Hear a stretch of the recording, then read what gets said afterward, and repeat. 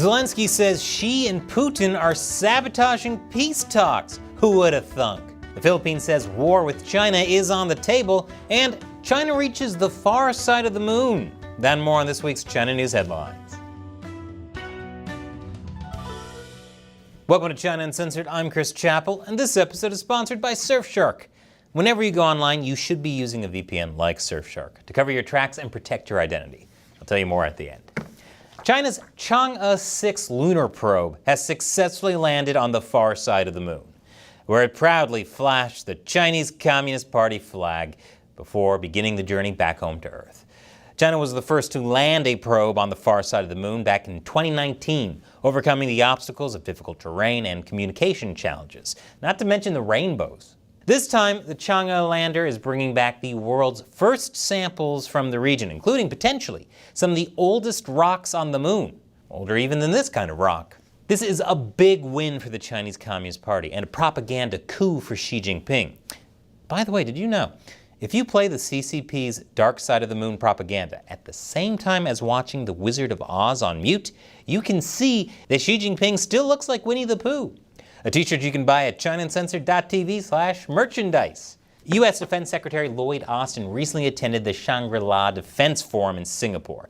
Nice of him to actually show up, unlike that time he went missing for days. While there, he told several top security officials that war with China is neither imminent nor unavoidable, which is technically true, I guess, given that the CCP has a ton on its plate right now, considering its declining economy, poor infrastructure, and aging population. But that idea ignores China's military buildup over the past several years. Austin also stressed the need for talks. These comments came a day after he spent over an hour meeting with his Chinese counterpart, Dong Jun. Neither Dong nor Austin were willing to budge on their respective governments' views on Taiwan or the South China Sea, but don't worry, all that's needed is more talks. Speaking of the South China Sea, Austin also lauded Philippines President Ferdinand Marcos Jr. for speaking powerfully about how the Philippines is standing up for its sovereign rights under international law. I know, rights? International law? Who does he think he is? China has no choice but to escalate tensions now. Marcos, who also attended the conference, hinted that if these clashes between China and the Philippines resulted in the death of Filipino troops, it could mean war. When questioned about how that could draw the U.S. into the picture, Austin declined to comment. He said this was a hypothetical scenario, while reminding attendees that the White House's support for Manila is ironclad, just not ironclad enough to offer a response.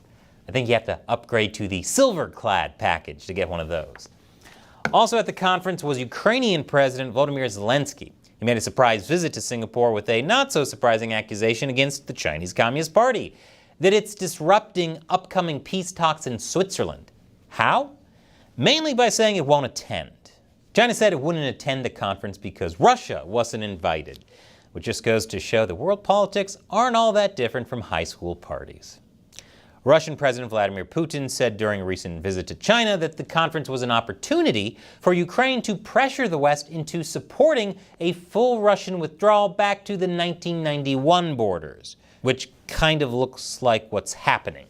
Zelensky came to the Shangri-La conference in a bid to get U.S.-leaning Asian countries to attend the peace summit and, of course, as a diss to China.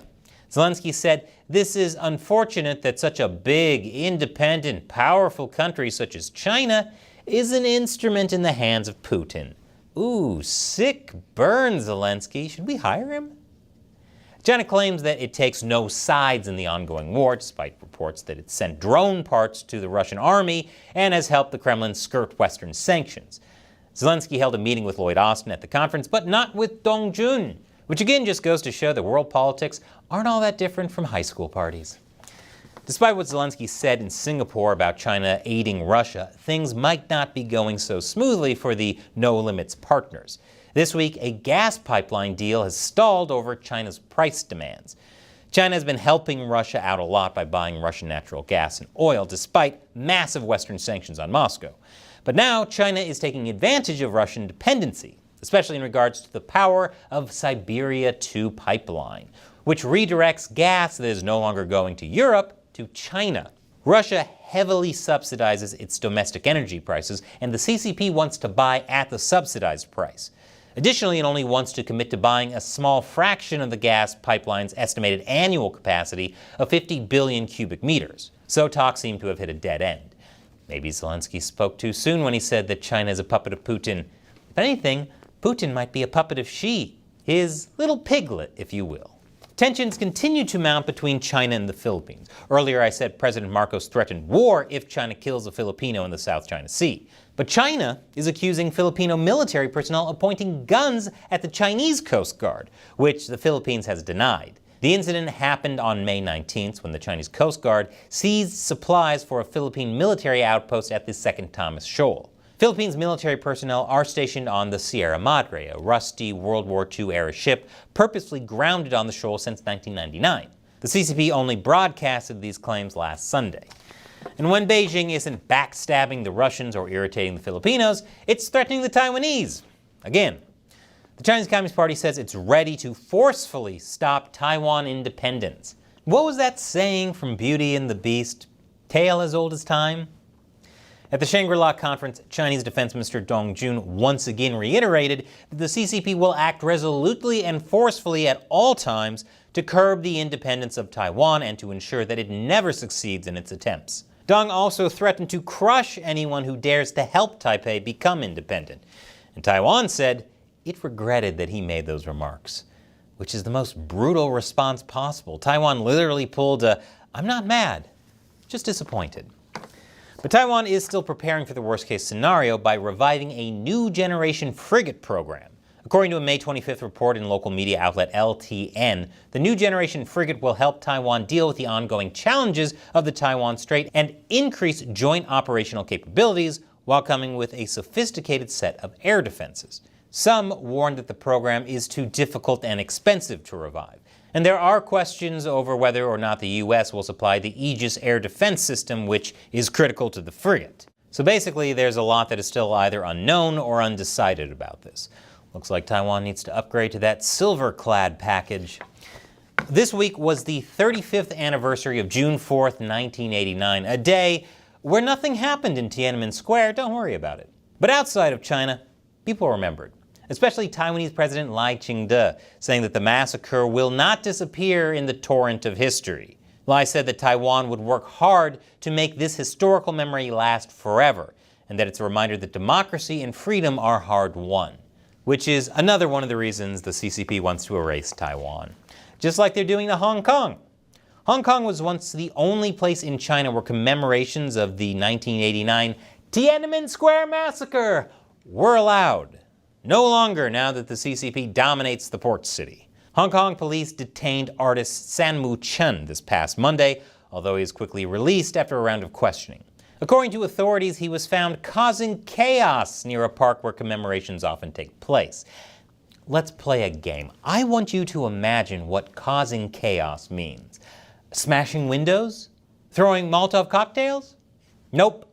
He was signing in the air the date of the massacre.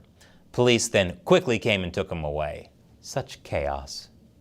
Meanwhile, just like last year, pro-Beijing groups organized a carnival that day in Victoria Park, which used to be popular for hosting Tiananmen Square massacre commemoration events. So not only does the CCP want to erase the memory of the Tiananmen Square massacre, they want to erase the memory of commemorating the massacre as well. And by massacre, I of course mean the Tiananmen Square massacre. But according to Nobel laureate in economics Paul Krugman, what the CCP really ought to be worried about is its failing economy. Krugman accused the CCP of being bizarrely unwilling to help increase consumer demand instead of engaging in overproduction. That would greatly help out its terrible economic performance, which has been breaking down faster than my knees in my late 30s. Me and China's economy are in constant pain. Oh, but Xi Jinping is telling foreign investors that everything is fine, so I'm sure the economy is healthy, and that cracking noise in my joints is totally normal. Biden also piled in, and considering his joint health, that's a real bad idea. He told Time magazine that China's economy is on the brink. Biden said that many people seem to act as if China is incredibly wealthy and powerful, while the truth is that China has got a population considerably older than the vast majority of the youth in Europe that is too old to work. Biden can relate. But Biden wasn't finished.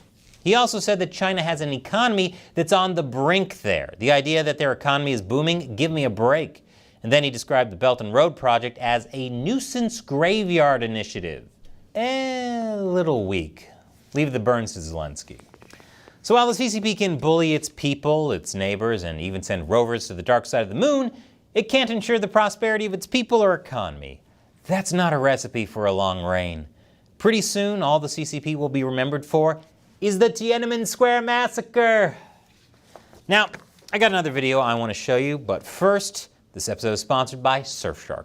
When you go online, everything you do is potentially compromised, unless you're taking active steps to protect yourself.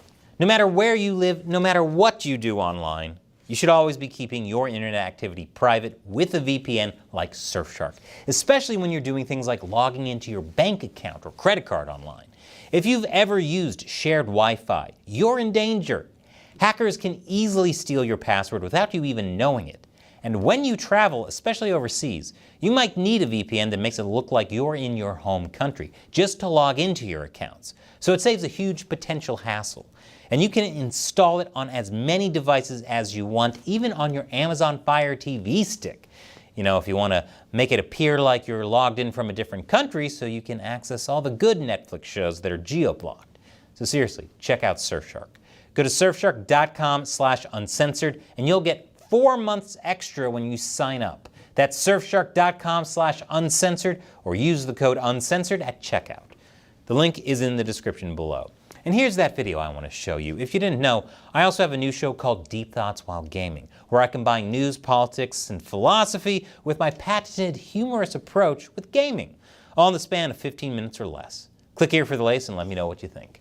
Once again, I'm Chris Chappell. See you next time.